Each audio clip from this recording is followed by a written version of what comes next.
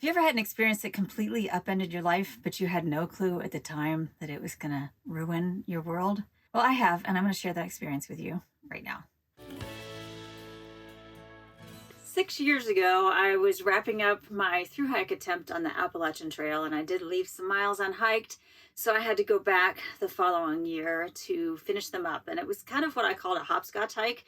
It did not go as easily as I had hoped from start to finish, going out for 5 or 6 months and just hiking and having a great time. I did hike and I did have a great time, but the whole experience was just much more challenging than I expected in a lot of ways that I just didn't fully expect it was going to be. After a thru hike, a lot of people go through what is commonly called post-trail depression. And it basically is just that process of re-entering society. If you've been out hiking for 5 or 6 months, you're in a completely different world. And even though you stop into town and you kind of check in periodically and you try to stay in touch with friends and family and stay connected to the outside world, it's just this sort of blissful time of being in a completely different environment, doing something that is completely different than what you're accustomed to for most people. And it can be such a dramatic change that that re-entry process can be kind of difficult. For some people, that just creates sort of almost an existential crisis of why am I here and what was my life all about? Some people, it's just mourning that wonderful time that they had on the trail as they kind of try to ease back into working life and regular routines.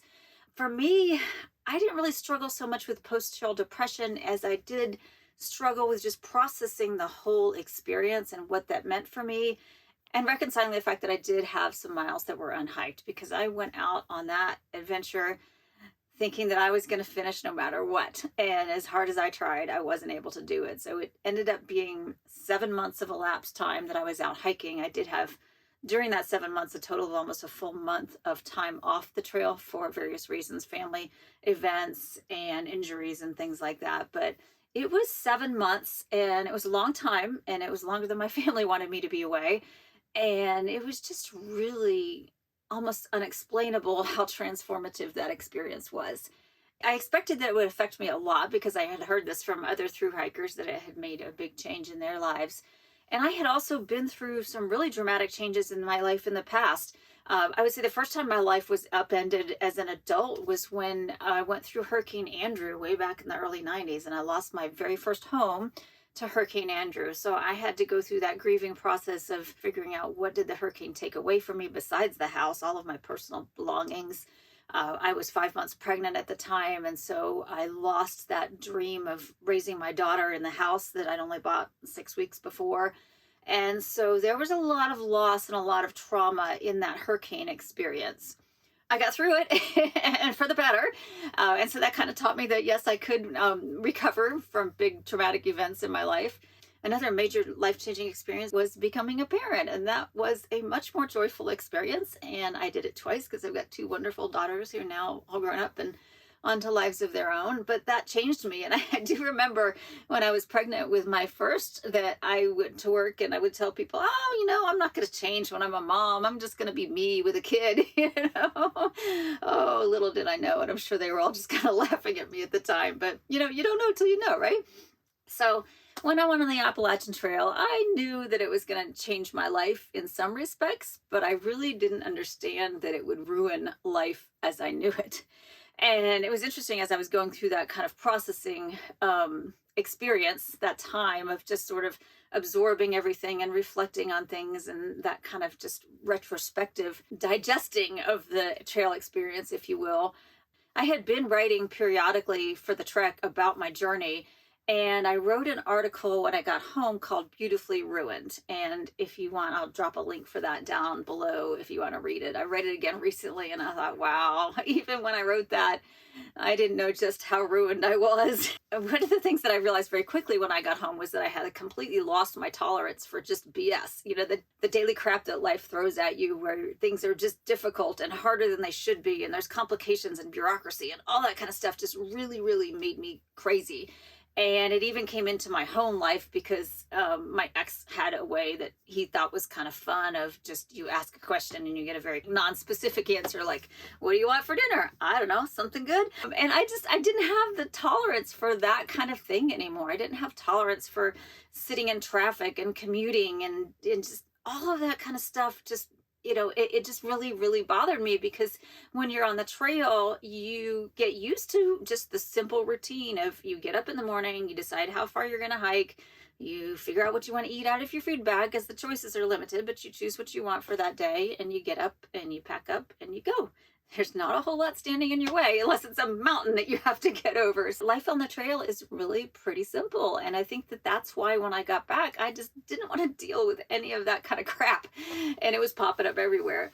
Beyond that, I had the experience of really learning that I was a lot stronger than I expected. I set out to do that trail thinking, one, I believe I can do it, but two, I don't know for sure if I can. And so as I was going through and hiking and fighting my way as hard as I could through all the daily difficulties of trail life, the rain, the thunderstorms, the mud, whatever it might be, not being able to get a hitch into town, or, finding out that the hostel you wanted to go to was full, all of those kinds of things were complications of through hiking.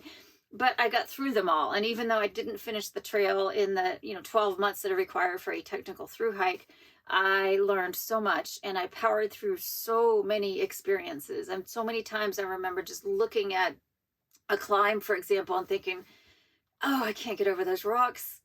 I can't, and then just taking a step back, because you're in the middle of nowhere, right? And if you don't get over them, and, I was hiking by myself most of the time, a lot of the time. So I was like, yep, I'm here, and I'm looking at that, and I'm thinking, I can't do it, but what's my alternative? What choice do I have other than to turn around and go back to wherever I came from, most recently, wherever my road crossing was, and quit? And I was not going to quit. There were just so many of those times where I had to stop and think, okay, am I just telling myself I can't do this, or can I truly not do it? And I won't know until I try. And so I tried, and getting through those experiences really made me learn that, when life throws me really difficult things, I can get through them, or at least I can do my darndest to try to get through them. And that one little bit of knowledge is really what I went back to again and again and again when my marriage fell apart a little less than a year after I got back. And honestly, I don't know how long it was on the rocks. I was clueless that there were some things going on, unfortunately. When it came to light, and I was just devastated and broken, I just kept telling myself, okay, you got through the AT, you can get through this too. That was really a source of strength for me that I did not expect to get from the Appalachian Trail experience. Another way that the AT really ruined my life is that I came from really a very kind of sheltered background. I mean, I was fortunate enough to grow up in an environment where I was expected to go to college. My parents helped me pay for college. I got a good job, and I was able to get into the corporate world, and I did very well in my career in marketing. And so I had all these advantages that I think I probably for a really long time just took for granted. I didn't appreciate them as advantages. As part of that kind of life, I think you get this sort of focus of, these are the kind of people that I'm supposed to hang out with. These are who my friends should be. These are the things that I should be doing. And I think should is a very tyrannical word, really, because people tell you you should and you believe them, right? But that's not always the case. And I did make a commitment to myself as I was getting ready to go out on the Appalachian Trail. And I said, you know what? I know that I'm going to be taken out of my comfort zone in all of those ways. I'm going to be in a different kind of environment. I'm going to be with different kinds of people, all different kinds of people. I am going to be with people that maybe make me uncomfortable, or people that maybe I don't like. And that's just the way that life is going to be. And so I said, you know what? I am going to go out on that trail with a very firm intention that I'm going to take everybody I meet at face value. I'm not going to make any preconceived decisions about what kind of person they are, what their character is, what their motives are, until I really get to know them.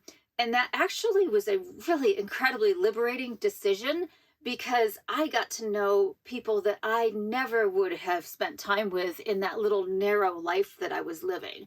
Just being out there and opening myself up to that experience and saying, all of these people are people who could be in my tribe, if you will. Whoever is the person that I get along with, and that's who I'm going to allow to be in my world. And I'm not going to decide that, they don't look the look, or they don't, have the background, or whatever it might be. I'm putting all of that aside, and I'm just so glad that I did. And that was a major mental shift for me. And it really helped to change my life going forward, because I had put myself in environments that I never would have thought to put myself in before. Just things like going out and doing van life and traveling around the country and going to places that I would have been afraid to go before, and just experiencing those things and soaking it all in.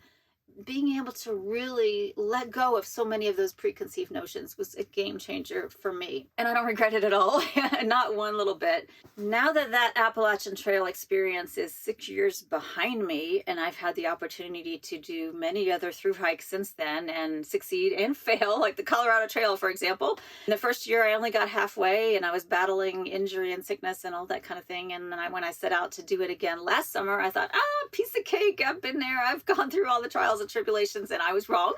I ended up with rhabdo very early on, and I got off and then got back and then was able to actually finish the trail. Through hiking is a very humbling experience, and it'll really put you in your place. It will really help ground you. So I'm so thankful for the experience, not only of doing the Appalachian Trail, but that it led me to go on and to do more through hikes, to do more travel, to do more camping. I had the opportunity after the divorce to build out this van. I never would have thought of building a van. I never would have believed that I could even do it, even though I'd had a few houses in the past where they were, old and dated, and we did a lot of updating. And I did those things, but I never would have translated that to a van and said, okay, I could start with a big empty van, because if you've seen my van build, this van was completely empty. And it was back down to the just bare metal before I started building it out. And I had to plan it. I had to do the research. I had to figure out how much everything was going to cost and put the budget together and figure out how to source materials in the middle of COVID, when everything in the supply chain was plugged up somewhere. But I got through it. I did it, and I've had an amazing time. And I'm so thankful that I have this van now so that I can go out and travel. All of those things are things that I never imagined doing, because I was still, at the time that I was starting the AT, I was still 100% committed to my marriage. I was very much in the mindset of, okay, my girls are graduating college and they're moving on with their lives, and somehow I'll evolve as an empty nester. But I just had no idea what life had in store for me. Although, and I said this in my last video, getting divorced is like the worst thing that ever happened to me. I never, ever in my life would have asked for that. But the Appalachian Trail gave me the strength to get through that experience, and not only to survive it and continue on the path that I was already on. I mean, I could have gone through the divorce and, just said, okay, that's it. Let's go and keep going with life as we know it. And instead, I used that as an opportunity to embrace all of those changes that had just kind of popped up and been like, you could do this, or you could do that, or maybe you could do that, I could have ignored all of those things, but instead I went ahead and just embraced the opportunity to let my life completely change, and to seek out experiences that would continue to broaden my horizons and continue to give me hope and joy in life, instead of sitting in a little tiny one-bedroom apartment being bitter and angry, which I very well could have done. I'm thankful for those experiences, and honestly, I'm thankful that life as I knew it was ruined for me, because it opened up a whole new life that I never would have gotten to experience if I had not said, you know what, I think I can do a 6-month hike. I think I can go out there and live in the woods and live out of a backpack and find everything I need along the way. You might be thinking of a through hike yourself, and you might be thinking kind of like I was before I took it on, that it's going to be an epic experience. It's going to be a lot of fun, and then I'll go back to life just the way it was before. Brace yourself. It might not work out that way, but no matter how it works out for you, it's going to be a good experience, even in all of the awful parts, getting injured, getting sick, getting rained on, whatever happens, it's all going to be a good experience, because it's going to make you a better person, and you're going to love every step of it. So those are my thoughts on that life-ruining experience, life-changing experience. And I would love to hear from you if you've had some similar experiences, or think that those might be coming up for you. I'd love to hear what you have to say. So drop your thoughts down in the comments below, and I'll look forward to seeing you here again next time.